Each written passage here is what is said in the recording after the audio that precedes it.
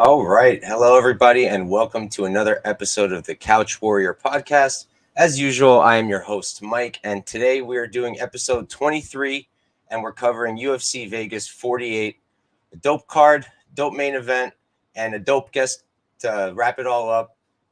Say hello to my boy Gordo over here. What's up, Gordo? How are you? You want to introduce yourself real quick? Hey man, thanks for having me on. It's a pleasure to break down, especially early in the week, like a Tuesday. I always leave it way too late, and I'm always just getting fired up for it. So I'm excited to break down these fights. My name is Gordo. I'm a DFS player turned better, and it's been a pretty good streak for me recently. So I'm happy to break it down. Been a UFC fan for life, and this card's definitely one of those cards where you got to dig deep. And there's some really really good fights this card, despite a lot of ones that aren't so good. There's a lot of diamonds in the rough here, and it looks great. Excited to break it down with you, and excited to make some money, man. Yeah, especially this first fight. I'm hyped to break that one down. It's probably the For one I'm sure. I most see hyped it. about. But so quick recap of last week. I had an okay night. I ended up 1.47 units. Our straight picks were down 1.26 units. Strickland, was Sean Strickland. Barberena came through. Jalen Turner came through beautifully. Gabe Green, I think we got to start respecting Ian Gary. I'm actually becoming a fan the cringier he gets. I think he's so funny. But I had Dricus Duplessis at plus 100, and then I hedged with Brad Tavares, so I ended up down a unit there. Andre Muniz hit, and then Jessica Rose Clark got armbarred. And then we hit a few parlays, a few props, nothing too big or fun, and then ended up 1.47 units in the green. How about you, Gordo? How'd you do? Well, man, I was talking about it on my streams last week. I knew that I was going to put myself in a risky situation having 2.5 units on my bias bet in Max Holloway. But despite that, ended up doing okay. Finished up 3.1 units despite having all that on Max Holloway, bringing me up to 65 units on the year so far. Doing pretty well. I'm pretty happy with myself there. But we're looking back on it. Couple units on Barberena did well. Jalen Turner, Ian Gary, crashed and burned with you on Strickland. I get that. But it looked grim to start. I mean, I beat CLV huge with Jessica Rose Clark, and she literally got her arm snapped in half. So other than that, though, man, Israel did what he had to do to get us the win on that chalky parlay I did. And then Brad Riddell and Jalen Turner fought for a solid 42 seconds to cash my lock of the night. So other than that, 3.14 units is not something you could ever complain about. So I'm happy to be in the green. And despite my boy losing, it was still a pretty good night. Yeah, I was on the same page with you on Max, so I feel you, but hopefully he'll get a good fight that he can come back with. But all right, so let's get right into this. We got some dope fights to start off. I'm honestly surprised that this is the first fight of the night. It's a really good one, but two prospects. We've got Ronnie Lawrence versus Saidyokub Kakhramonov. Lawrence is 8-1-0. He's 30 years old, 5'8", with I hate doing the 70.5 because I feel like Tapology just makes that stuff up sometimes. We'll go with Uncle Weezy's stats. By the way, shout out to Uncle Weezy for the stats that he puts out. I use them every week. It's killer stuff. And big shout out to Uncle Weezy for that. But anyways, Ronnie Lawrence, 68-inch reach. And then on the other side, you got Kakhramonov. He is 26 years old, 9-2-0, 5'8", with a 69-inch reach. And they have him training out of Team Oyama on Tapology. I tried to get some kind of confirmation of something on Instagram. I couldn't. I just got some pictures with Terrence McKinney. So I'm just going to go with Team Oyama. And then for Lawrence, he's training out of ATT Sunrise at the moment. So for me personally, like off first glance, I thought Kakhramonov was going to be the favorite. I feel like, I don't know. I was never a true Ronnie Lawrence believer until maybe recently. On his last fight, I bet on Martin Martinez, decision, no action. And he almost pulled through in that third round when Ronnie kind of started getting a little bit sloppier. But, Ronnie's this wrestler. He's fascinating, too, because he doesn't have a wrestling background, but he certainly fights like it, and he certainly wrestles like it. And he's taking people down with huge volume. He's holding them down, tiring them out, putting on this pressure. His striking is not my favorite. I don't love spinning stuff. I'll talk about it a little later when we get to Nurmagomedov. I'm not a huge fan of that kind of style, but he showed that he has some power, right? He knocked down Mana a few times. And, he's a really good fighter. I just feel like here, I think that Kakhramonov is going to have really good takedown defense.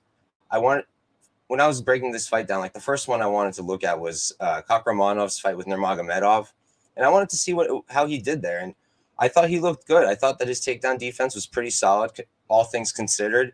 I'm pretty sure he was like 23 or 24 years old when that fight happened, maybe even younger. I don't remember exactly, but seeing that helped me. And then, like I hear around, like, people are saying, Trevin Jones controlled Kakhramonov for like 6 minutes against the fence, but like, I don't think that Lawrence has that same strength that Trevin Jones does. Trevin Jones is absurdly strong for a bantamweight, and I don't think that strength is necessarily Lawrence's, his strength here. So I am on the Kakhramonov side. I think that he should be able to keep it on the feet, beat Lawrence in the striking, maybe get a finish. I was thinking maybe a sub off of a sloppy shot. He really likes that guillotine. He hit it his last fight. And yeah, I think he's live for a finish or to win by decision. So I am on the Kakhramonov side for 2 units now. And if the line keeps moving towards Lawrence, I'll probably add a third. How about you, Gordo? Man, fighters like Ronnie Lawrence, Merab Dvalishvili, they're my kryptonite, man. It's so tough for me because, like I said, DraftKings player at heart. So seeing a guy in Ronnie Lawrence who averages 9.15 takedowns for 15 minutes and puts up an average of 133 DraftKings points. I'm not making this up. It's actually what it is just like gold to me. It's absolutely insane. He's such just this really reliable fighter. And if you know anything about me, is I don't like surprises. I like to know guys who out there and will follow a game plan. It's kind of what I did before the show. I know you're a super sharp guy, so I went on to your MMA tips, and I saw you were on Kakhramonov, and that definitely just solidified to the point where I got to stay away from this one because my heart's telling me huge Ronnie Lawrence. It's telling me that he's a guy who I want to have in DraftKings. His ceiling's super high, but I can't get that picture out of my head of him being knocked down a couple of times to Amanda Martinez and making me sweat because I went big on Ronnie Lawrence last time and I almost paid the price. And it's one of those things where I've talked about it the last couple of weeks where this is definitely like a banana peel type of fight, right? Ronnie Lawrence has all the tools to be winning all the minutes, getting all the takedowns, getting all the control times until he isn't. He seemed to have not a susceptible chin, but he's seemed to be rocked. He's been knocked down. He's been knocked out. And I definitely think that if anyone's going to come over the top and hit him down the pipe and put him on his ass, and that's going to be Kakhramonov. I mean, Kakhramonov's shown to have a very, very good skill set. And at his very young 26-year-old career, I mean, he's fought some absolute killers. With that being said, the lean is going to be to Ronnie Lawrence. I think that he has the ability to go out there and win minutes. Like I said, put him on his ass, get that control time, wrestle him.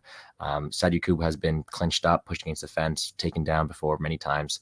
And despite how good he is in the grappling, I do think that Ronnie Lawrence is going to be the aggressor and the minute winner. With that being said, I'm going to stay away from it. I realized that last week being so involved in a bias pick, I got to stay away. I can't have 2 weeks of bias in a row, right? So I'll probably be playing some Ronnie Lawrence on DraftKings because of that huge upside, but I'm going to stay away from this one. I respect your level of confidence because I do think that Kakhramonov definitely has a good path to victory, and I wish you best on that. But Ronnie Lawrence is my boy. Love him and his DFS upside, and I'll unfortunately be cheering for him. I feel you there, man. Ronnie Lawrence is absolute DFS gold. Like, even though I'm on the Kakhramonov side, I was making lineups today, and I've got both of them.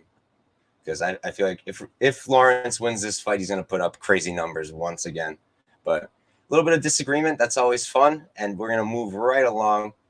Here we got Kennedy Nzechukwu versus Karl Roberson. Nzechukwu is 9-3-0. He's 30 years old. He is 6 feet 5 inches tall, and he's got an 83-inch reach, training at a Fortis MMA.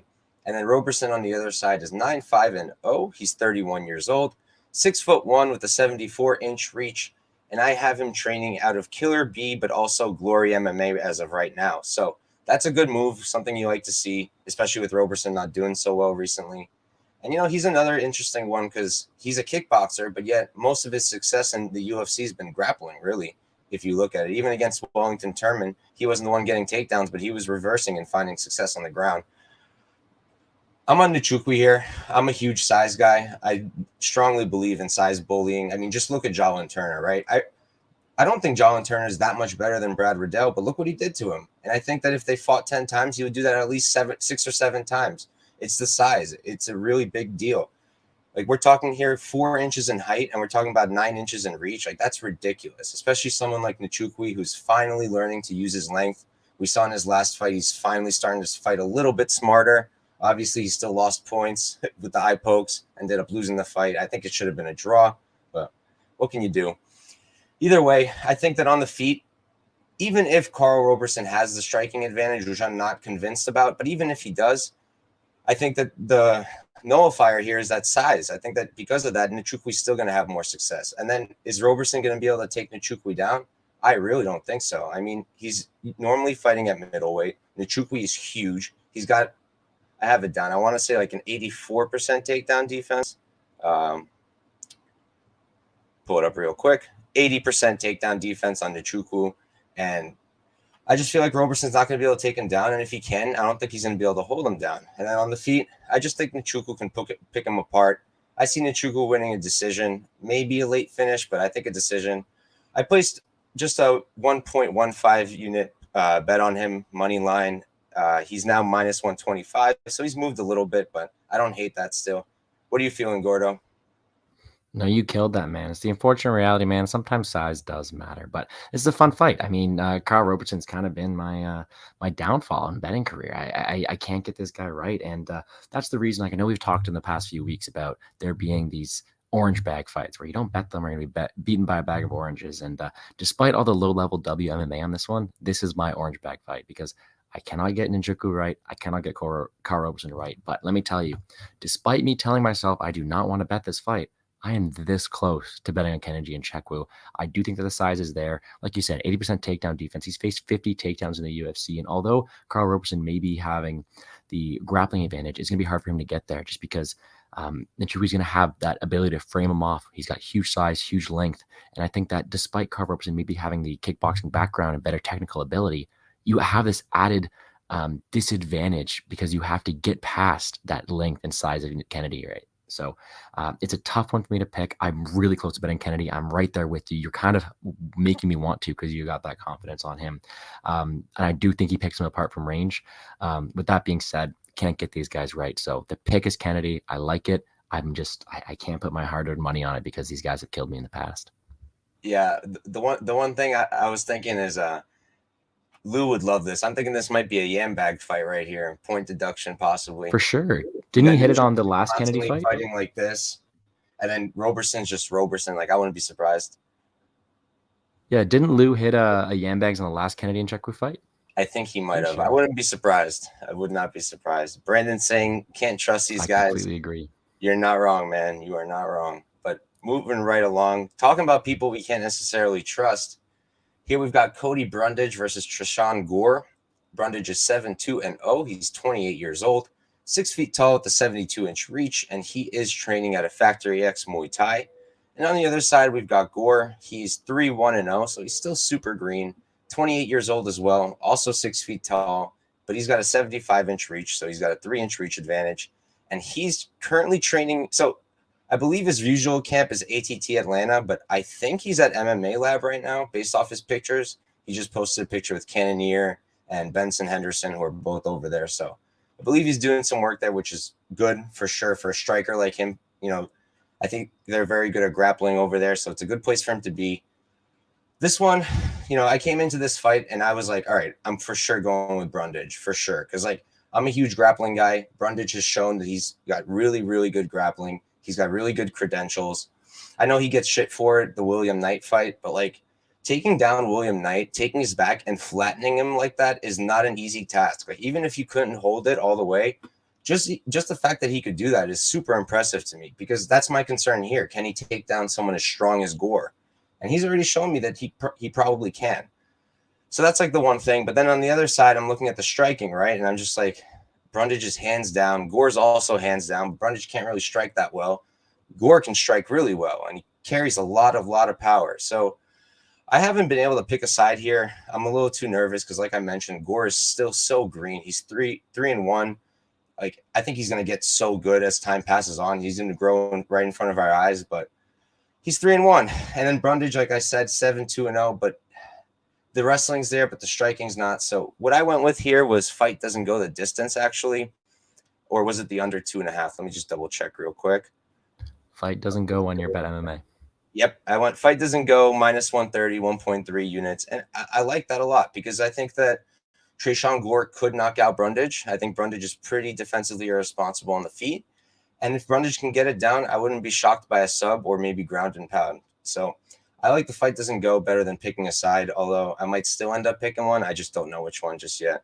What are you feeling, Gordo? Well, I know we just talked about Lou and his yam bags, but I know he's interviewing Brundage, so hopefully he doesn't hear this because I'm all over Tresean Gore. I do think that Tresean Gore has this huge power advantage and the ability to check that chin of Corey Brundage. And I know that he was a bit tentative last time out to throw all that volume, but I think that every second that stays on the feet, he's definitely live to knock this guy out. Very accurate puncher. I know he keeps his hands down low, but he carries a ton of power. And he's just a big, powerful guy with the ability to probably keep it on the feet for as long as he wants. Cody Brundage, on the other hand, though, he's probably going to push through it. And luckily, I do think Tresean Gore is pretty smart and he seems hungry to win. So hopefully that he's watching tape and realize that every time that Cody Brundage puts his head to the side, just elbow it. Cody Brundage definitely has the ability to be cracked. Seen it before. I know he talked about how William Knight's last loss was sad. I kind of agree. The loss to William Knight was sad. I kind of agree. But no, I'm on Tresean Gore here. The only reason I'm not just balls to the wall hammering and I only have one unit on the -110 is because of my involvement on other platforms. I'm on Tresean Gore on DraftKings. I think his ceiling is pretty high with that knockout. And I'm also right with you on the under. On the off chance that Tresean Gore does not knock out Cody Brundage early on or when it stays on the feet, one thing we can rely on is Brundage is going to actively seek those takedowns. Even while hurt, even when he's almost completely counted out, he's going to push through. He's going to fight for it. Wow. Interest. Oh, yes, I saw that. Yeah, change gym names. Sorry, I got distracted there.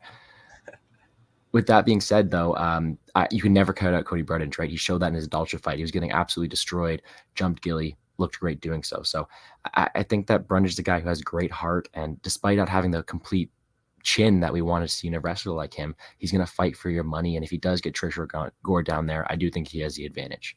That being said, I am playing the Gore money line I already have at -110, and I'm waiting to add on the under 2.5. I think it's sitting at plus money on certain websites, so I'm waiting to see if it pops up, or maybe even the fight doesn't start around 3 at some crazy number. So I'm waiting to see other lines there, but I will be playing that with you. I like what you got. I'm completely with you there.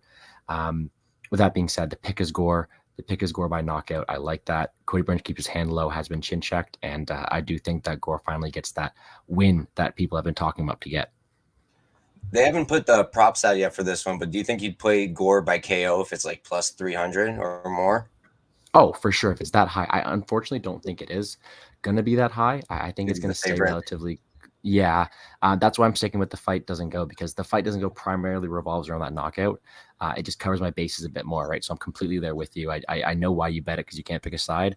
I'm with you because I picked a side, and it also covers my ass, right? So I would bet it at a good plus money number. I just don't think we get it all the time. Yeah, I was thinking the same thing. I was thinking also maybe decision, no action, but I think that the bookies are going to be all over that one too on Gore. For Gore. Yeah, because you don't think Brundage can get him down?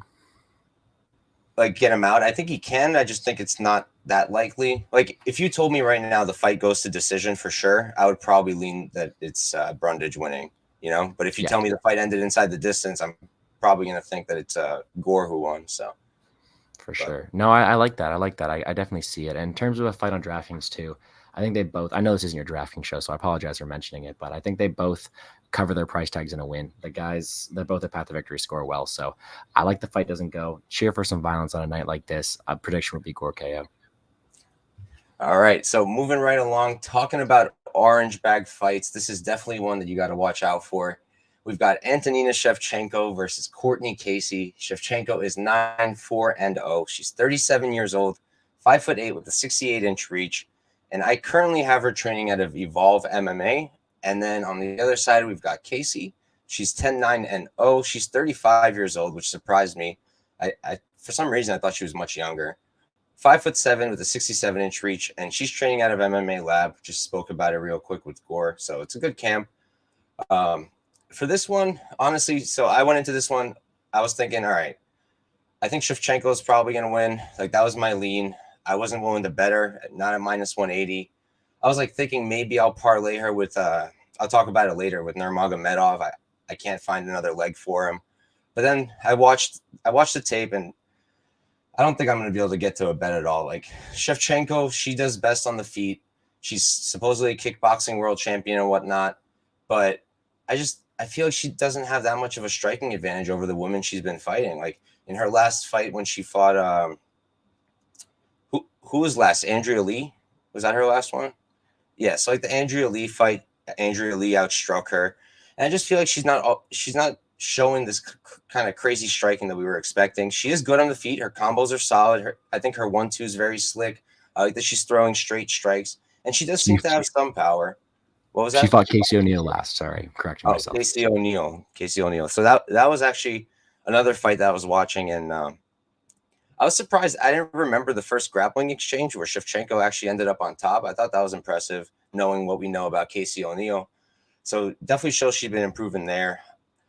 For me, all right, I do still think she's better on the feet than Cortney Casey. Cortney Casey's also primarily a striker. Her last fight, she beat up Jawa for, I believe it was all 3 rounds.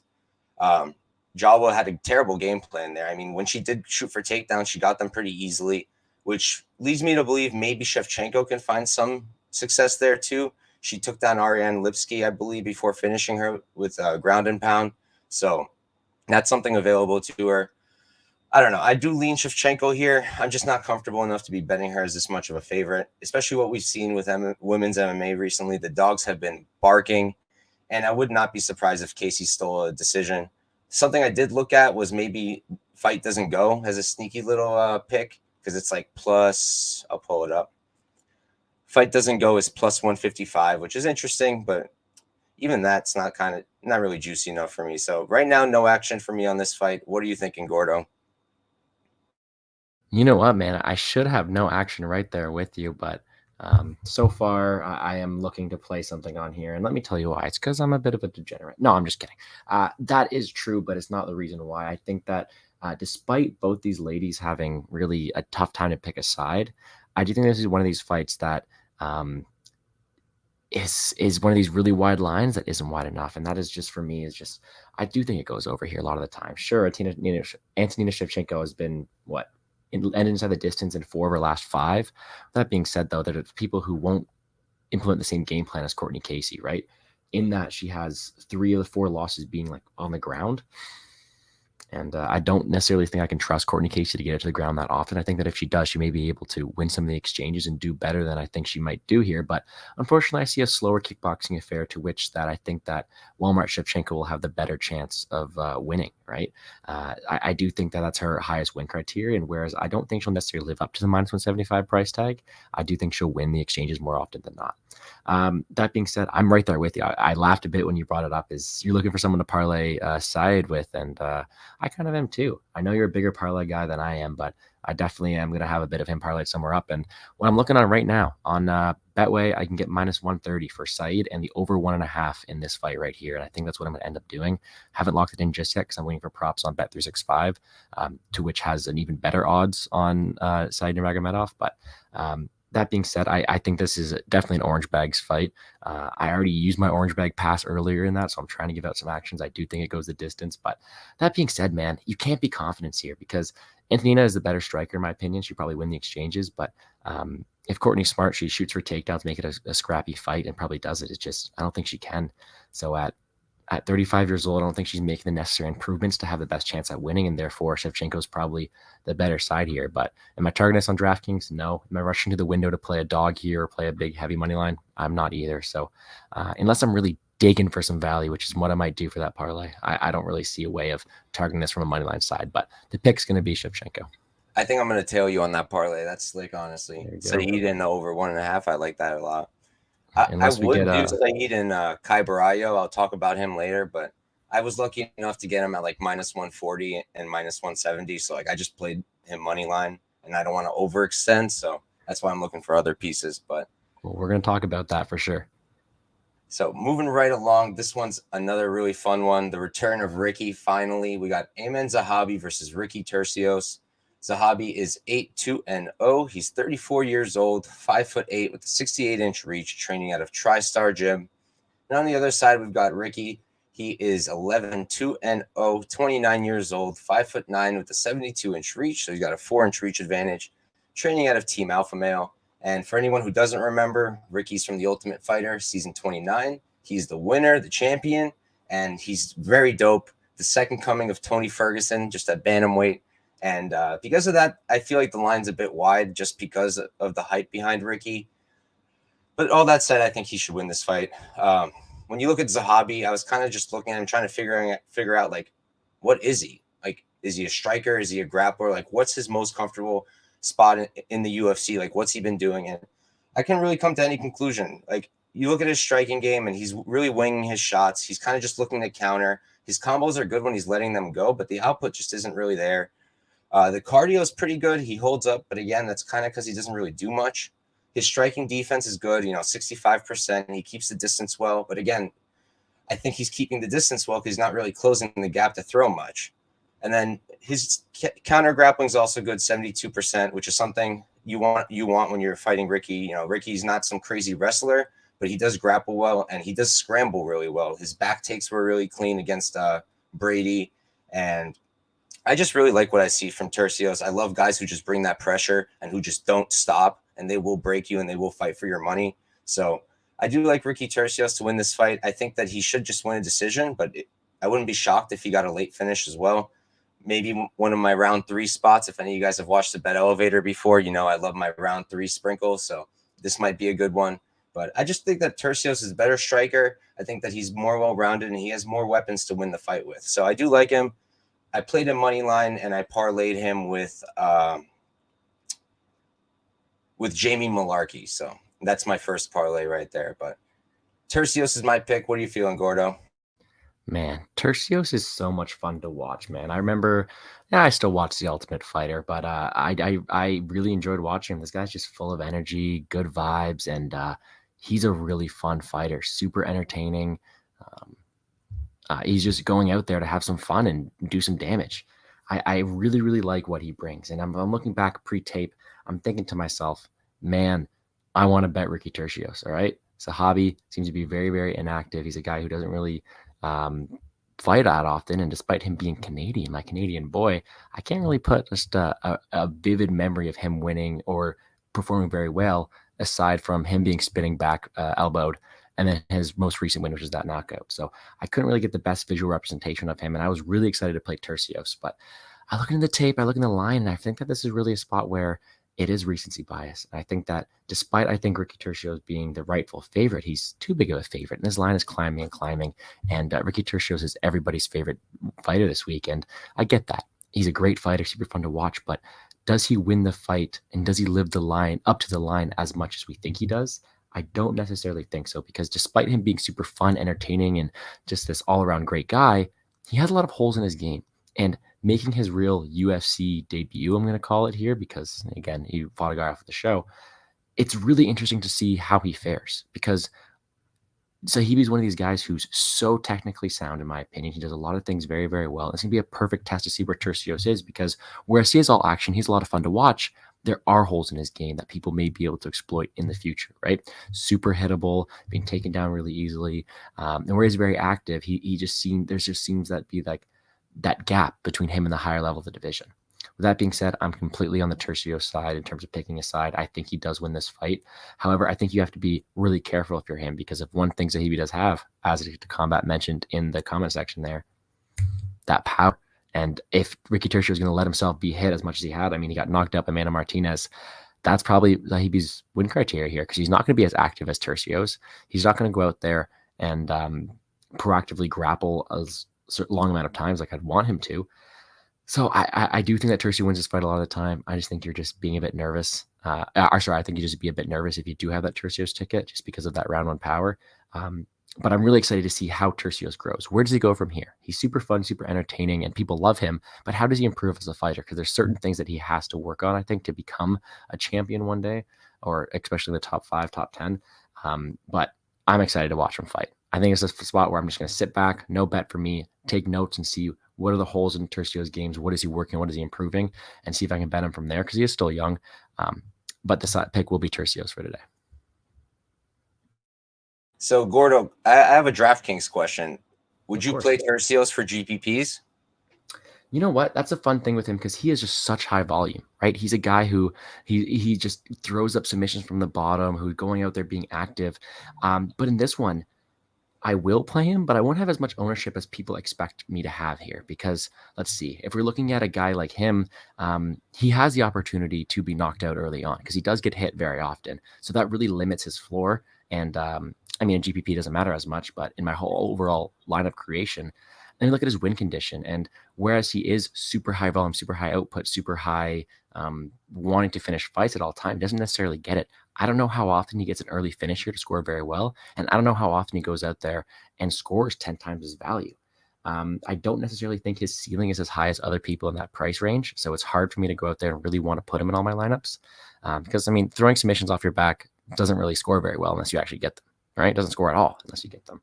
So he's a guy where I think he's going to accrue a lot of ownership due to his last fight. I mean, put up 119 points, and therefore I am going to want to be a bit under the market there because I don't think that Zahabi brings the same pressure as his last opponent.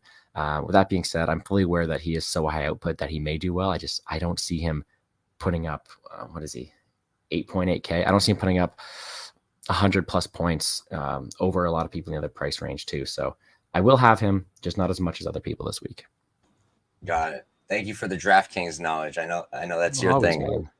But all right. So another orange bag fight, in my opinion. We've got Cynthia Calvillo versus Nina Nunes. Calvillo is 9-4-1. She's 34 years old, 5'4" with a 64-inch reach. And I have her training at a Syndicate MMA now. And then Nunes on the other side is 10-7-0. She's 36 years old, 5'5" with a 64-inch reach. And I think she's still an American Top Team. I'm a little confused because I know that the Amanda Nunes left. So I don't know if Nina stayed, but it appears she did. So I think she's still at American Top Team. But for me, I played a half unit on Nunes I was like, fuck it, honestly. Like plus 130. I don't think much of Calvillo. I never did, honestly. Like I didn't even think she'd beat Jessica Eye when she was fighting her. She did, so I was wrong there. But I just never thought that highly of her. She's a grappler who doesn't even do that well with the grappling, at least not recently. And, you can give her some slack, right? She got finished by Jessica Andrade. A lot of women get finished by Jessica Andrade. And I think Andrea Lee's super underrated. You can hate her for her views and whatnot and what her boyfriend says. But I think she's very talented. So it's not the worst thing for Calvillo to get finished by her. I guess in the way it happened, it makes it a little worse. But regardless, I think that Nunes has the striking advantage here without any doubt in my mind. I think she's a much better distance striker. I like her combinations. I like her 1-2s. I like her front kicks. I think in the pocket, she's really slick. And when she lets it go, I think her striking is really nice. And then her defensive grappling is also really good. You have to kind of go back to really see, like in the Gadelha fight, even in the Suarez fight in the third round, she was doing really good keeping that fight up.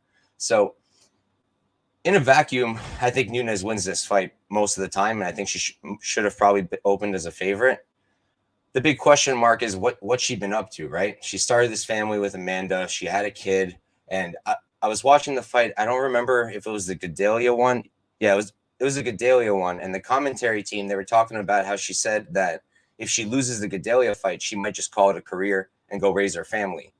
So that got me kind of shook because I do not like betting on people with one foot outside the door, inside whatever it is. Look at Cerrone. Cerrone got finished this past week, and he's like, "Oh yeah, I'm out of here. I'm gonna go be a movie star." And I was just like, "Damn it, Donald." So you gotta be careful when something like that might be possible. We don't know where Nunes is. She fought in Mackenzie Dern. She got submitted. Like that's okay. A lot of people get submitted by Mackenzie Dern. It's just we don't know where she's at right now, so I wouldn't play her heavy. But for half unit, I didn't mind the look. Plus 130, I'll take it. What are you thinking, Gordo? I'm right there with you, and I think this is like the narrative fight of the week, right? You got Mama Nunes on one side, and you got Cynthia Calvillo, who doesn't even need a nickname because she's just Cynthia Calvillo on the other side. So I'm with you.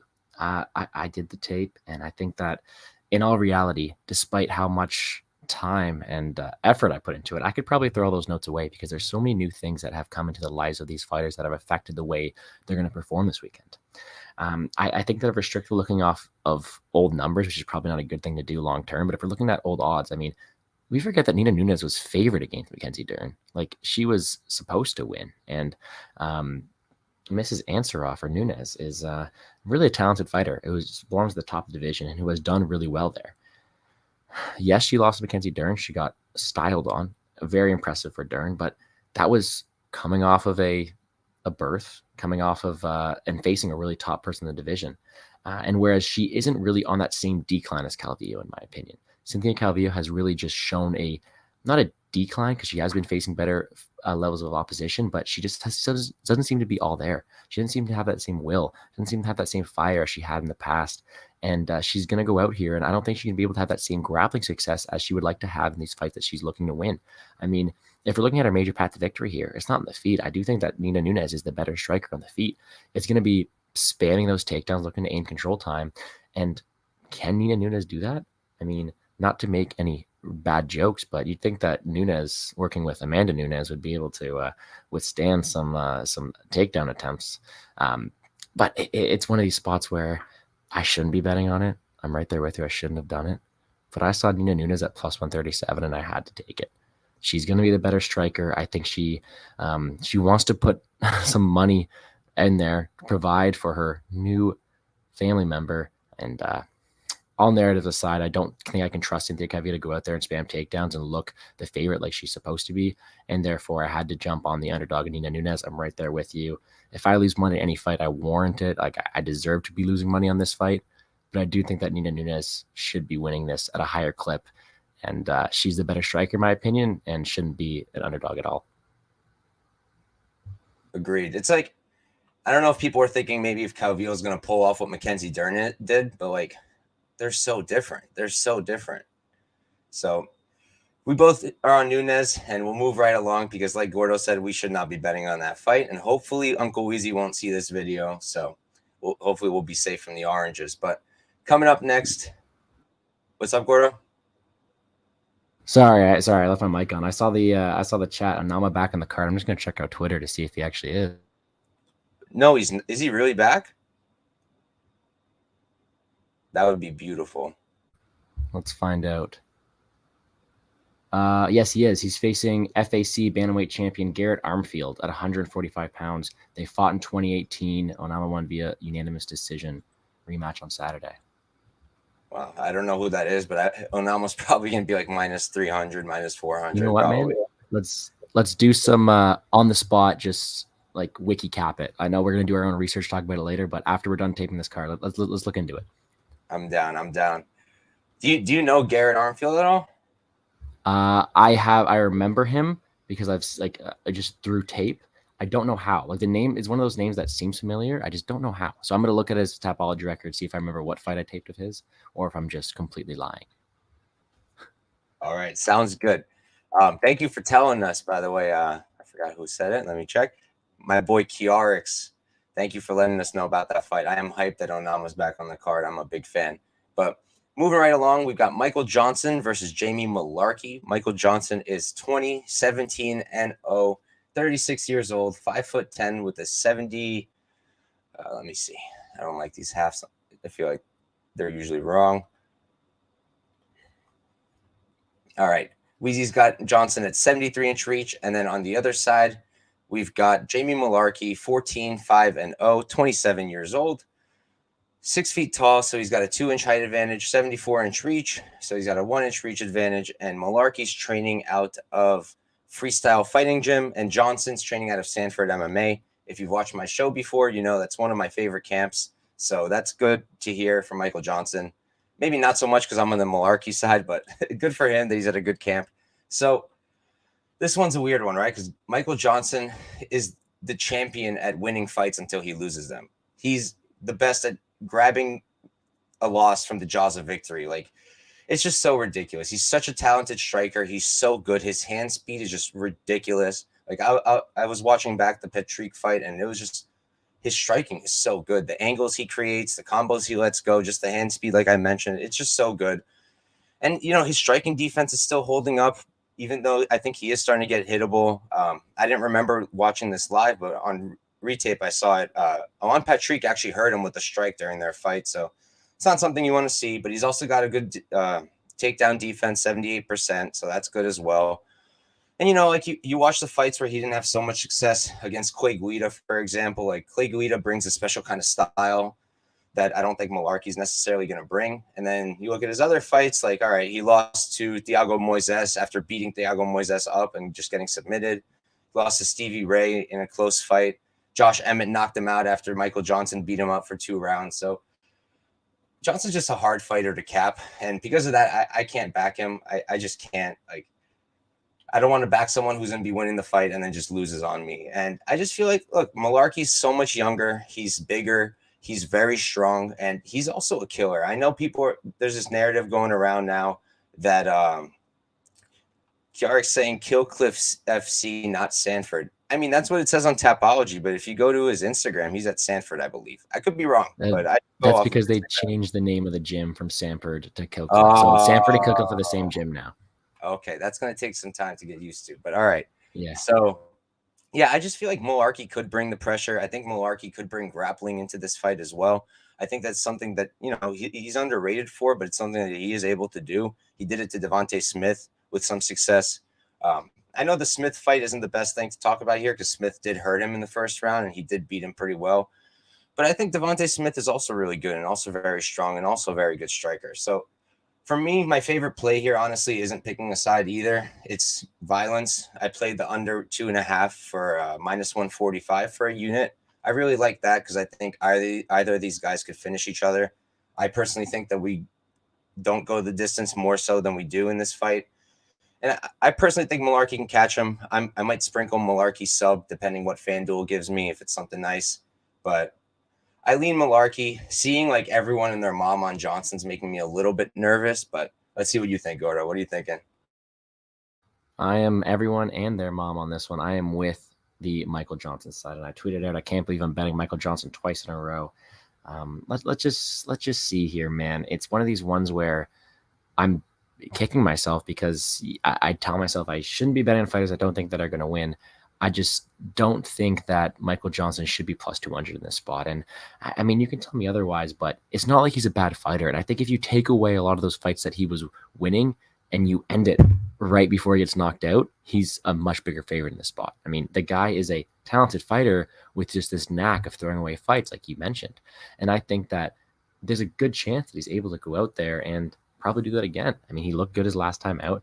And I think that this is another one of those spots where it's probably be a fight where Michael Johnson is piecing him up because Jamie Mullarkey is super tough. And then out of the depths of hell, Jamie Mullarkey blasts a double leg, catches him with something, and fights over. I mean, that's my prediction right now. We can clip that later. But that being said, though, I do think that Michael Johnson should not be plus 200 the way it is. It's just this super wide line that I don't think is warranted. I think it's kind of disrespectful. I think that if we look at this optically as well, Jamie Mullarkey was just knocked out pretty badly too. And I know it was to a prospect that Daz is talking about, but it's a tough one because you're coming back a bit too soon, in my opinion. You're facing a guy like Michael Johnson who's super accurate, who packs a lot of power, and who will have the height and who will have the reach. Oh no, he's not gonna have a reach advantage. What am I saying? He just fights a much longer style. I'm sorry, that's why I got that messed up.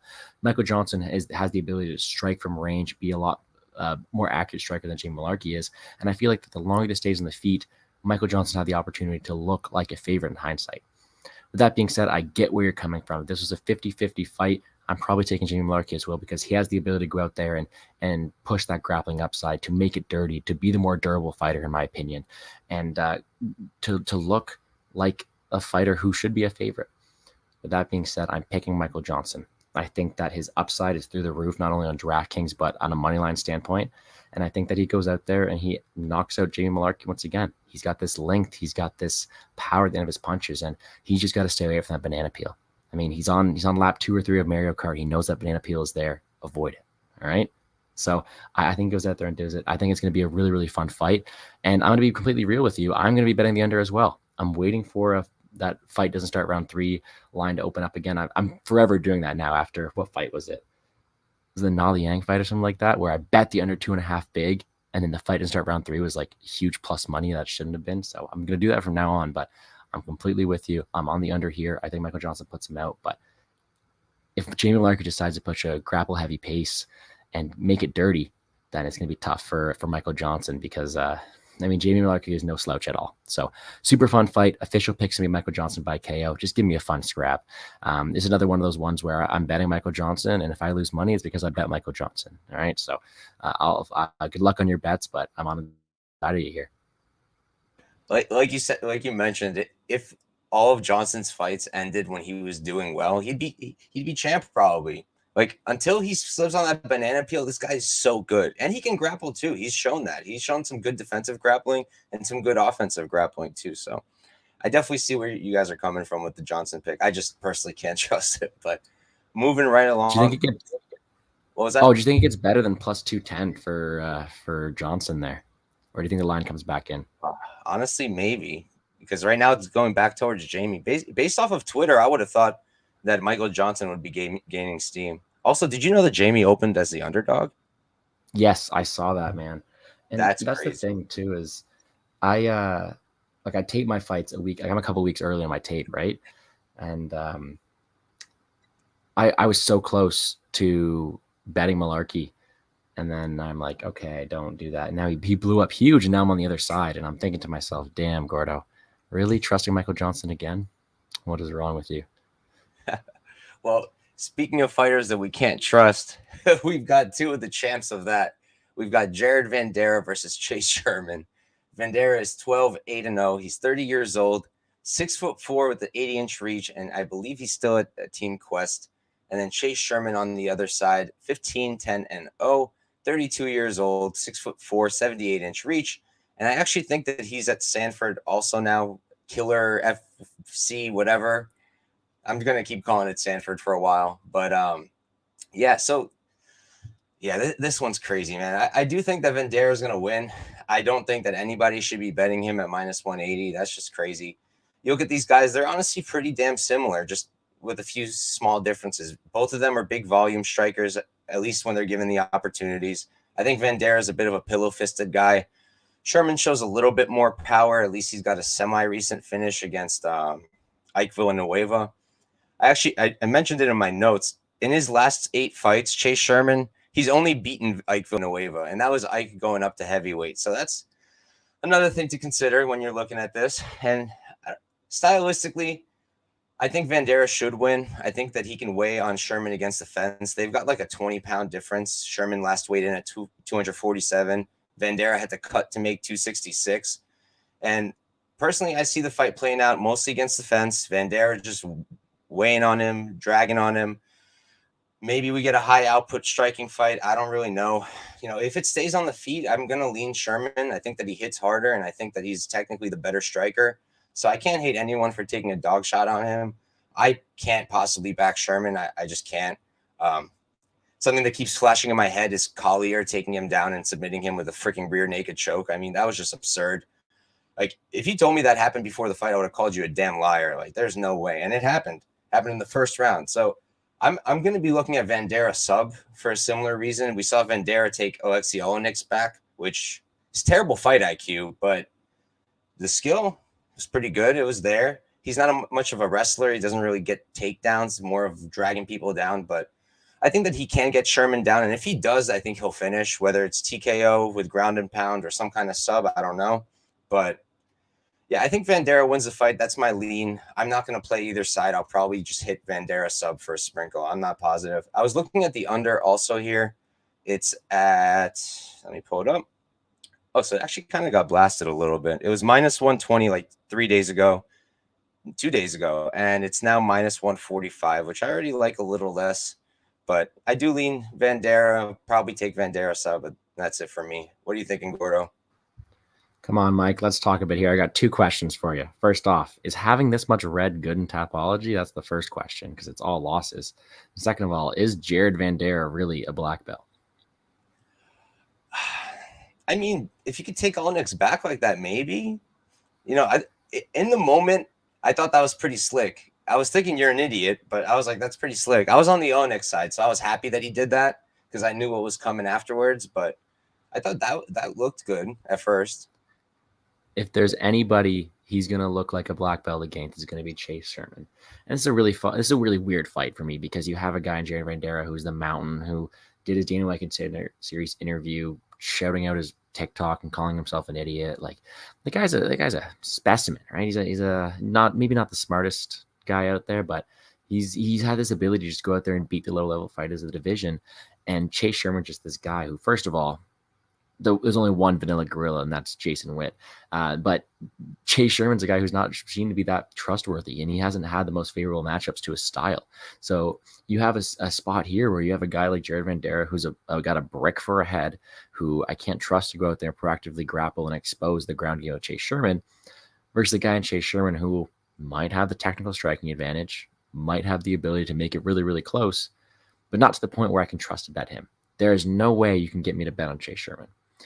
At the same time, like, do I really want to bet on Jared Vanderaa? Do I want him to rely on that wrestling, rely on that ground game? So for me, this was a complete pass until I thought of this. This is what I was thinking about, and I haven't done it yet. So you can tell me how dumb it is if you think it's wrong here, but I can't see a world where Chase Sherman knocks out Jared Vanderaa more than, let's say, 15% of the time. One thing Jared Vanderaa does well is he's got a brick for a head. He's durable. He can take punches. He can take a beating. Did you see his face that one fight? The guy can take damage. Of course, maybe not when he's on his back getting pounded from ground and pound, but is Chase Sherman going to do that?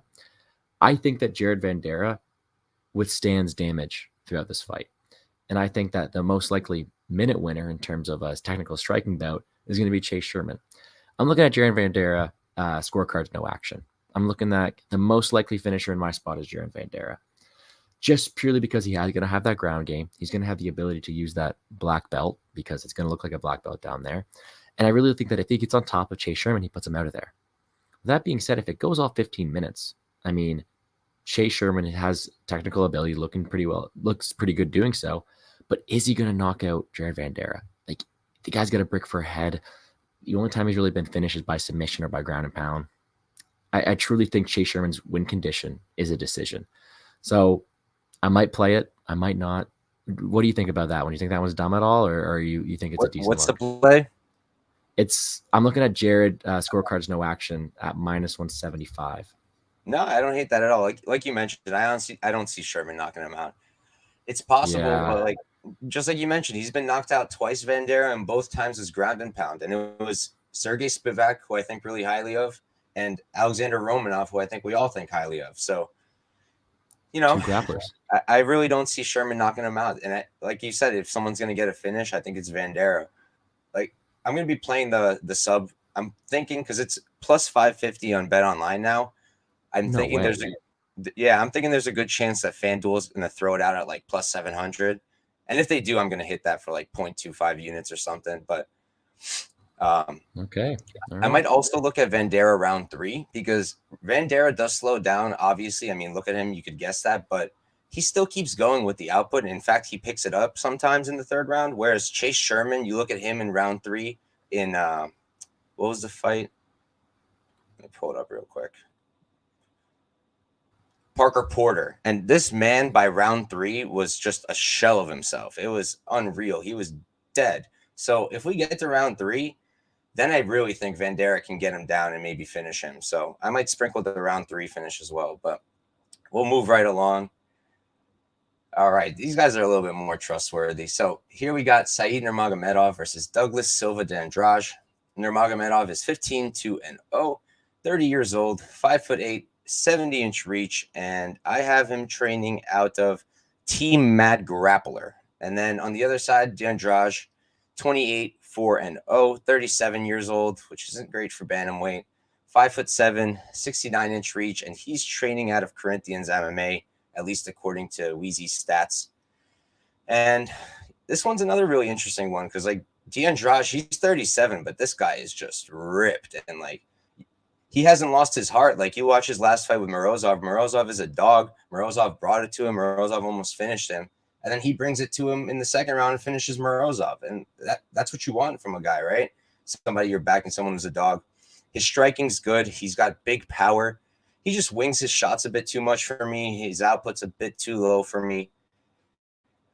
And I really do think that Nurmagomedov should win. I have a few issues with him too. I hate spinning shit. I am not a fan of spinning.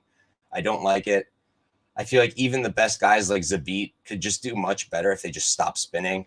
Like, it's good a little bit, you know, like I really like the spinning body kicks. Those are dope, but I just feel like usually it's a waste of energy, of defensiveness. You can leave yourself open, but I think that Said's much better on the feet here. I think that he should be able to piece up Douglas from a distance. I think that if Douglas tries to run in there with the hooks, Said's probably going to catch him. Do I think that Said submits him? Probably not, but, you know, like, if he did it, I was thinking it would probably be like some kind of front choke, maybe like a guillotine, but like, is Douglas Is he gonna shoot on him? Probably not. It's not really something that he does. So yeah, I think that Nurmagomedov wins.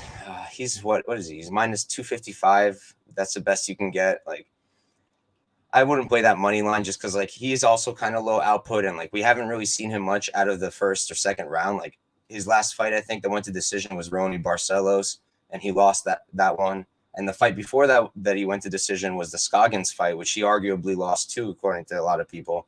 So things can get dicey if we go past like the second round, but I do think that Saeed's better everywhere. I do give him the advantages. I think he's a decent parlay piece. I'm just trying to figure out what the hell to stick him with.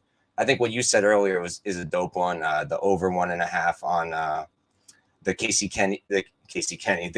Shevchenko fight with Nurmagomedov. I think that's a really good play. But yeah, I lean Nurmagomedov, just a little nervous with the output and whatnot. What are you thinking, Gordo?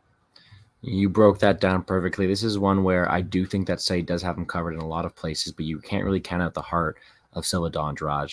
You mentioned everything I wanted to cover, man. He's 5'7", built like a fire hydrant, and whereas he is 37 years old, I mean, his heart, his physical attributes don't show that.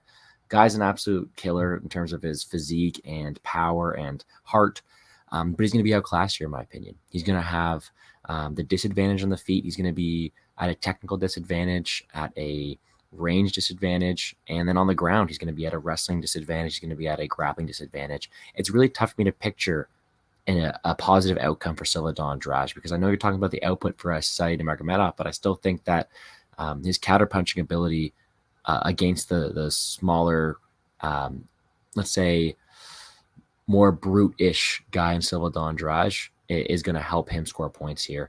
I do think the side Nurmagomedov is a great parlay piece this week because I don't want to be fancy and pick a prop for him because I can really see every outcome. And for that reason, I am going to lean towards a parlay of just the money line. It's a fun fight, though, because Said definitely is a technical beast, great power, great technical abilities, great grappling ability. The guy's good. There's no question about it. The guy's really good. But he's facing a guy in Silva Andrade who's just a beast.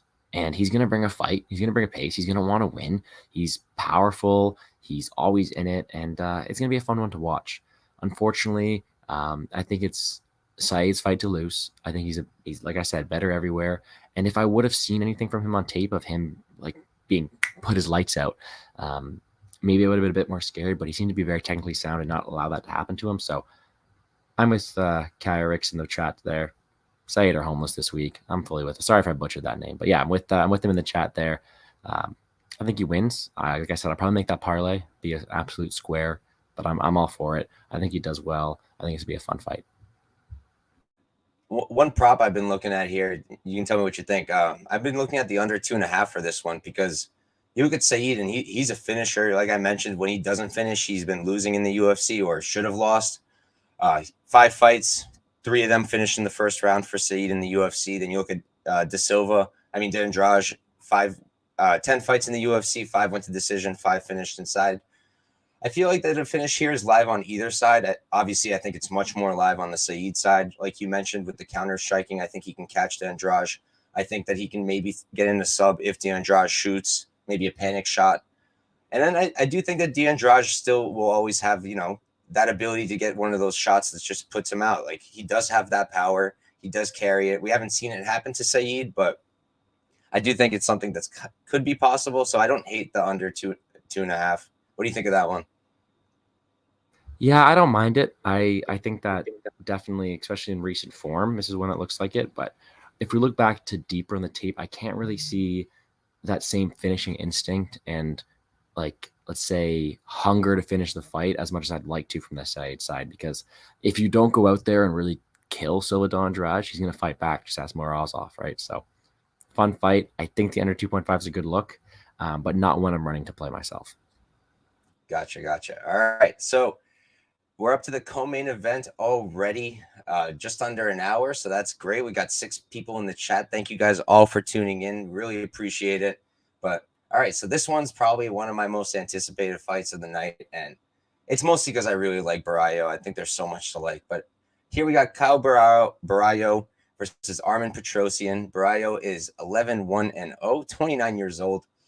I just want to say this guy is not 5'10". Like, he's not 5'10". You look at his last fight against Godzi, and Godzi's, I think, 6'1". And I pulled up their face-off, and Borralho is taller. So I think the guy's like 6'3", 6'2". I don't understand how UFC messes up this stuff. Like Rosenstruck being 6'3" when he's 5'8". Like, I don't get how that stuff happens, but Borralho is not 5'10". There's no way. And he's got a 75-inch reach. On the other side, Tresean. Oh, yeah, and he's training out of Fighting Nerds. And then I also had Combat Club for him based off of Instagram. And then on the other side, Armen Tresean, 7-1-0, 31 years old, 6'2", 71-inch reach. So Borralho's got a 4-inch reach advantage.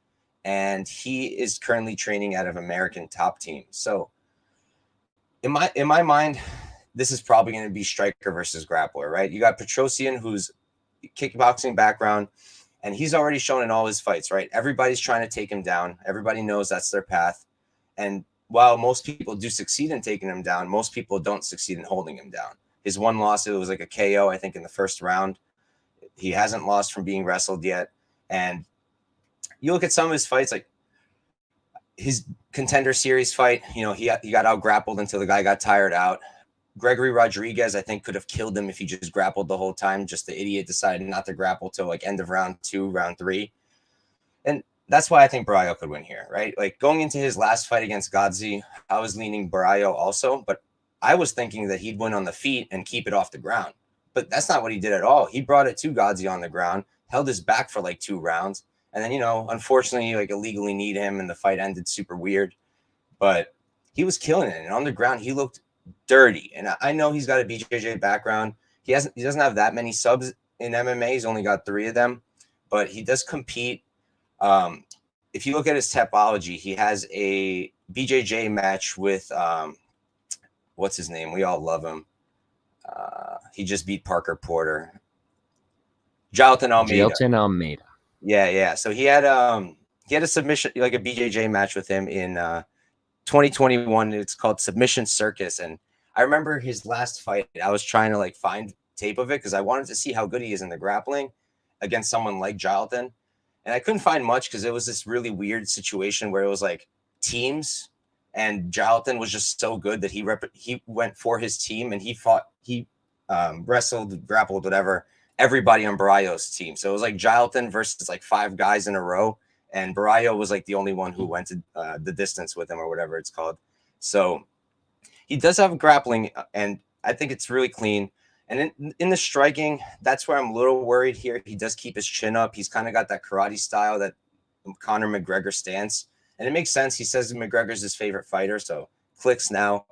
He's got that wide stance, but I just think he's a bit hittable. So if he stays on the feet, I think he can still win minutes. I think he can keep the range, but I'll be a little concerned because Tresean is really good.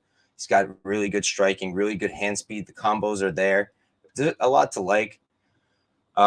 I just think that he will get him down, and I think if he does, the fight's going to be over shortly after.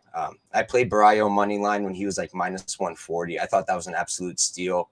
And then when he was like -175, I threw a little bit more. And then his sub prop opened up at +250, which I thought was another steal. But now it's starting to come up on other sites, and DraftKings actually has the sub at +330, which is even better. But I do think Borralho wins, and I do think he's going to get a submission here. What are you thinking, Gordo? I am right there with you. Straight off Contender Series, I fell in love with Borralho. I love fighters who have a knack for the game and are smart enough to know what's going on in their surrounding. And man, this guy's got a brain on him, too. This guy's smart. The neck tattoo kind of like scares you away from his brain power, but trust me, he's a smart guy. And you know what, man? I usually do this out later in the week. I actually have a busy week, so this is the only live stream I'm doing, so you get it right here. I've been doing it for the past couple weeks. I'm going to keep the hot streak going. This is my favorite play of the week. This is my lock the night play. This is what gets the hard hat for me. I'm on Caio Borralho, and I'm on him big. I played him on – there you go. Join me with the hat. I like Borralho. I played him at -150. I didn't get your -140, so props to you, and I played him big. I think that he has the huge grappling advantage. Like you said, Gregory Rodriguez could have killed him. And whereas a lot of people are saying, yeah, Tresean's really good. He gets up all the time and is able to pop right back up. That's against the guys who in the regional scene who with negative records, who is able to nuke And we look at a guy in Borralho who's training with Damian Maia, who's going out there and making people like Gotsi look like absolute fools on the ground, where I think that Gotsi should be favored against Tresean as well. Of course, there's always that fear of being knocked out. And if I really wanted to hedge out of this bet, I just play Tresean by KO because I think this is really his winning condition. But you can't tell me that the gap on the feet is bigger than the gap on the ground. I think Borralho can actually hold his own on the feet. And despite having the slight power disadvantage, I think he has the technical ability on the feet. I think he has the ability to go out there and win some striking exchanges. But that's not going to matter. Unless Borralho is not as smart as I think he is. I think he takes this down to the ground, and I think he dominates. I think he should be a lot bigger than minus 150, and I love him this week. Now, of course, everybody is on him. Everybody. Garrick's in the chat is one of the first people I've seen at Tresean, right? That's what scares me, because I played this really early in the week. I played this Lock of the Night challenge really early, and now it looks like a common play, and it's scaring me a bit. You know what? I'm not going to let it fall to me, though. I do think Borralho is the side here. Huge grappling upside. I think he keeps it even on the feet. And if I really get scared by the end of fight time and this line keeps blowing up, I'll play some Tresean KO because I think that's his only win condition. I think Borralho subs him. I think he takes him down, holds him down, dominates. And I don't think we get Borralho at this price anymore. I think that this is one of his coming out parties. I think he looks great. I think he puts a huge smile next to that neck tattoo, and he makes his hard hat proud. Yeah, honestly, I'm shocked we even got him at this price already. Like, to go against someone like Godzi and pull off what he did, like, I think that's being underrated, because that was just super, super impressive. But we'll move right along to the main event of the evening, and an absolute banger that we've been waiting for a while now. It got rescheduled like twice, but we're finally getting it. We've got Rafael dos Anjos. I love the new hat, Gordo. We got Rafael dos Anjos versus Rafael Fiziev, the battle of the Rafaels. RDA is 31-13-0. He's 37 years old, 5'8", 70-inch reach, and I don't think he's at Kings now. I think I have him at DA Academy / Nova União, so that's what we're going to go with. And then Rafael Fiziev, 11-1-0, 29 years old, 5'8". He's got a 72-inch reach, and he's actually at Sanford MMA also. They got a bunch of guys here this week. And yeah, this one's super interesting. Honestly, I'm a bit on an island here because I think I'm starting to lean RDA. And I'll tell you why. First off, Fiziev's never been 5 rounds, so we don't really know what to expect there. Do I think he's going to tire out? No, because he doesn't really have that kind of style. He's a striker. He's used to striking. He's got a crazy Muay Thai background. He's had so many matches. Like, I don't expect him to get tired on the feet, even if we go 5 rounds. But I don't think we're going to be only on the feet. I think that RDA is going to shoot. I think he's going to try to grapple. And while Fiziev does have this really, really, really good takedown defense, it's like 94%. Realistically, 95%. Realistically, who's that against, right? Brad Riddell, who shot, I think, he shot 4 times, only got 1. Bobby Green, did he even shoot? Yeah, Green shot twice. Renato Moicano never got a chance. Diakese did shoot, couldn't get it. That's one of the only wrestlers I'm seeing on his record. Alex White, nothing. And then Magomed Mustafayev knocked him out before being able to use any wrestling, right? So we haven't really seen him tested there. And RDA is a special guy, you know. He's a 155er again, but like he had a stint at 170. Like he's felt these strong dudes. Like we've only really seen him get like struggle against larger grapplers. And also, I saw someone on Twitter saying how like RDA, when he's fighting guys who are younger and have this power, he's getting knocked out. When is he getting knocked out? The last time he got KO'd was 2016 against Eddie Alvarez, and the time before that was 2010. And he's only been knocked down 1 time in the UFC, and that was in 2008 in his debut against Jeremy Stevens. So I'm not sure where they're getting that information from, because it's just not something that's happening. He's losing by decision to guys like Chiesa, Edwards, Usman. And what do they all have in common? They're bigger than him, and they're grapplers. That's not Fiziev, right? So on the feet, I think Fiziev's much better. I do think that he's going to possibly catch Rafael dos Anjos in the pocket. He's super explosive. The hand speed is crazy. The level of the striking is crazy. And RDA does leave himself open for counters. I definitely noticed that. Even Moicano was taking advantage of that. And maybe that's why RDA was grappling so much there. But I just think he might be able to extend him. I haven't gotten to a play there yet. I'm not sure if I will. I'm tempted. I'll see what the line ends at, because money's been coming in on Fiziev. He's currently, you can get him at -200. RDA you can get at plus 170, plus 182. I'm going to wait it out and see. The one line I'm looking at right now is violence for fight doesn't go to decision. We're getting it at plus money, plus 110. And we're getting two guys with major finishing ability, both paths to finishing. And it's 5 rounds long. This is a 5-round fight. And both these guys are going to have so much time to cause damage and finish each other. Fiziev's going to have 5 rounds to catch RDA on the feet, catch him in the pocket. RDA is going to have 5 rounds to beat this guy on the ground, try to get him down, beat him up there. So I think that a finish will be live. I think it's more live on the Fiziev side than on the RDA side. But plus 110, that's really caught my attention because I'm having a hard time picking a side here. I'm leaning RDA, but I also see how Fiziev wins. But I'm going to stay off a side for now, and I'm picking violence. What are you thinking, Gordo? I love the violence look, but let's talk you through my breakdown. And when this fight gets announced, I live I share a house with a bunch of dudes. They're fight amateurs, and their favorite fighter, one of their favorite fighters, Rafael Fiziev, fan favorite, super electric, great kickboxing. The guy's just powerful and super fun to watch. And I think that's what we're getting here is we're getting a guy with just this fan favorite tax on him. I mean, he's getting a guy in RDA who, whereas he's been around for longer, it has even been the champ at one point. I don't think he's even he's not getting the same love as someone in Rafael Fiziev, who's just this huge fan favorite. But I had to look at the tape, and I think that the big thing that sticks out here is the cardio. It's going to be a 5-round fight. This is a 3-round fight. I'm hammering Fiziev. I think that he's got great takedown defense the first 3, great kickboxing ability, great counters, great power, and I truly think he can put out Rafael or RDA's lights out. But when you're giving me a guy at minus 110 who has never seen round 4 or 5 and has seen you decline around 3, I can't go out there and really put my money on it, put my foot down and really be happy with it. Instead, I have to see at what alternate solutions are there here. Can I bet the under? I love the under. I will be betting it with you. I think that a plus money is insane because Rafael Fiziev has shown to have struggles, especially when he's grappled and pushed a cardio pace. Then I got to look at this other way too, is can Rafael Fiziev knock him out early? What happens if he doesn't? What happens if RDA actually lands takedowns? What happens if he gets to the ground? There's so many unknowns because Rafael Fiziev has gotten he's got decent stylistic matchups to get where he is now. I mean, he got a striking affair against Brad Riddell for most of it. I mean, he was able to defend the takedowns against Mark J. Casey, but this is a huge step up. RDA is a really strong guy, and even though he's 37 years old and been in the UFC forever, he looked great last time out, right? So we got to think about it this way. Can Rafael Fiziev put RDA's lights out, or can RDA allow himself to fight at a kickboxing pace for 5 rounds? So I think that those are the 2 solutions you're going to have if you're betting Fiziev here.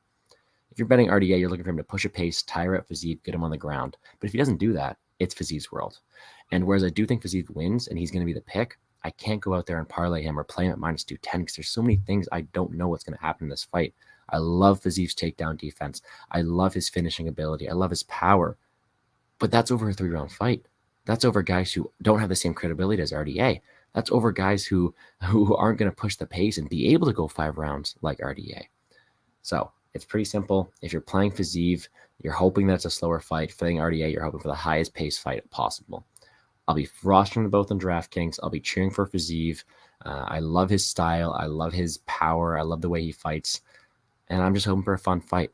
Official pick's going to be Fiziev by KO, but I will not be surprised if I end up having Dos Santos in my DraftKings lineups. I will not be surprised if I end up betting the under pretty big because that's what I do like right here. So it's going to be a fun fight. I'm with you on the under. I think it's Fiziev early, Dos Santos late. Give me that all day. And then if it's going to be a 5-round kickboxing affair that Fiziev usually wins, well, then I'm able to enjoy another striking classic of Rafael Fiziev. I feel like I'm kind of getting the vibe from Tsarukyan versus Gamrot, right? Where everyone was so high on Tsarukyan that we kind of completely ignored the fact that Gamrot's also very legit, and also Gamrot already had that 5-round experience, right? And it kind of came into play because he won the later rounds. It's the earlier rounds that he lost, and then he picked up the pace, won the last 3, and won the fight. So I don't think this is necessarily exactly the same, but I feel like it's kind of a similar situation where RDA might be a bit more live than people are giving him credit for. But that's it. That's the card, guys. We just broke down 11 fights and super hype. Thank you guys for all tuning in. Real quick before we end the show, Gordo, you want to wiki cap Garrett Armfield real quick? And do you know where I recognize the name? Do you know where I recognize the name? He fought Ronnie Lawrence back in 2019, and that's how I recognize the fight tape from him. Okay. Did you see that fight?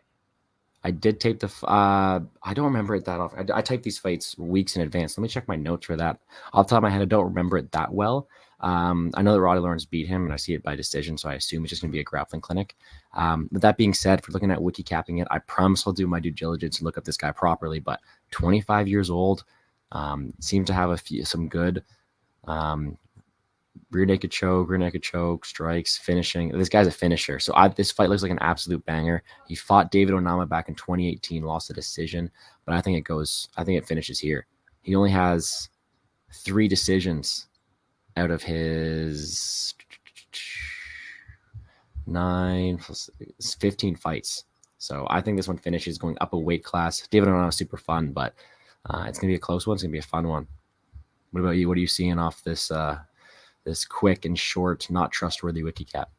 Yeah, I mean, it's hard to tell because I don't know a lot of these guys that he's beating, but their records aren't very good. 8-11 for Chris Johnson. Then we get a little bit better. 4-1-1, 4-1-0. Don't know these guys, but he's getting rid of them like he should, right? He's beating them in 1 round, in less than 1 round, 33 seconds over here. I just think the size looks like it's going to be a problem. I pulled up Onama's Tapology. He's 5'11", Garrett's 5'7", so that's what, 4-inch height advantage. And then the reach is 71 for Garrett. It's 74 for Onama. You got to think that Onama finishes him here. Hard to tell without watching the tape, but I will probably play fight doesn't go if we can get a decent price. Who knows what they're going to list it as? I really don't know. I feel like Onama's going to be unplayable, though. I feel like he's going to be like -3 or 400. Dude, if it gets wide, I'll take a shot on the dog, if I'm being honest. I like Onama. I get the fan favorite from him, but I do think he has holes in his game. And whereas I haven't taped him yet, I know that his 2 losses for Armstead Armfield, sorry, have been a decent competition. The Vogel guy is a Canadian guy that I've actually done way too much research on because he's on a card that was in my region just recently. And then he lost to Ronnie Lawrence, who we've talked about earlier. So whereas I do think Onama should be the favorite, he should be definitely like I said, favorite in this fight. I do think that just based off of name value, this line's going to absolutely explode as soon as it's dropped. So I will do my taping and watch and check deeper into it. Just off the top of my head, if I get any huge number on this Armstead guy, I think he has a decent future here. I think he's very, very young and constantly making improvements. I think he's actually going to have a fun time in the UFC. So I'll have to look into it deeper, but you have to expect Onama's going to be a big favorite. One thing going for Garrett is he's training out of Sanford also. Kill Cliff FC. Yeah. At least he's at a good camp. But all right, so that's the card, guys. Thank you guys all for tuning in. You guys know who I am. Couch Warrior Pod is the Twitter. That's where I post all my picks as soon as I make them.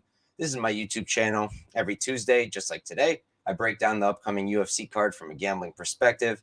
Every Wednesday, I do my fantasy show where I break down prize picks, monkey knife fight, and underdog fantasy. I'm sure Gordo will tell you later about his DraftKings show. They kill it over there. I do suggest watching it. I watch it every week. And then on Thursdays, I do the Bet Elevator with Lou Betya on the MMA Engine. If you haven't caught that yet, you definitely should. It's a blast. We do more fun stuff than usual. We try to find the fun props, the big ones, the big plus money. And then every Saturday, I'm usually on the roundtable with John Kelly. So that's me. Gordo, why don't you tell everybody where they can find you? Well, first of all, I don't know if you're American or not, but if you are, happy belated July 4th for you there. But no, it's going to be a really, really fun card. I appreciate you for having me on to break down the fights. I have a very, very busy weekend ahead, so I'm not going to have my own breakdown this week. Actually, I'm just going to refer everybody over to this one because I think we did a great job. Loved breaking it down with you guys. But in terms of any of my content, you can find me at Plays and Fade Sports on YouTube. I post a DFS breakdown every week. That is my first love. Unfortunately, can't really play it all the time, but DraftKings is where it's at. Great, really fun card, lots of finishes ability. So check out that video. I'll be uploading as soon as I can on the Plays and Fade Sports channel. For me, though, Twitter, at GamblesGordo. I post all my plays weekly there. I'll post a few hot takes because I definitely think it's going to be a really fun card. I'm happy we agreed on a lot of them. I'm sure we're going to have a great time. If we both win, we're probably going to win a lot of them together. But that's where you can find me, at GamblesGordo on Twitter, at Plays and Fade Sports on YouTube. And thanks again for having me on. Thank you for coming, Gordo. And thank you to the chat. And everybody have a good one.